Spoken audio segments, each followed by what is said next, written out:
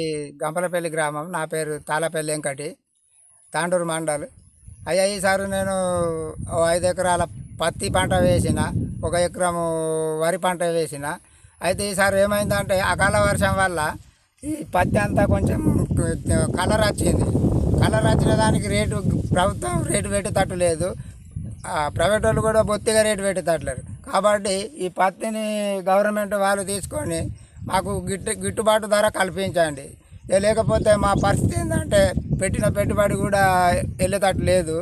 అదేవిధంగా వరి పంట విషయానికి వస్తే, వరి పంట కూడా ఇప్పుడు ఈనుతాంది, పూత దశలో ఉన్నది, పూత మింగే దశలో ఉన్నది.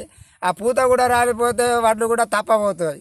వడ్లకు కూడా గిట్టుబాటు రావాలి, ప్రభుత్వం తీసుకొని పత్తి కూడా గిట్టుబాటు ధర దయచేసి మాకు ఇప్పించాలని మేము వేడుకుంటున్నాం.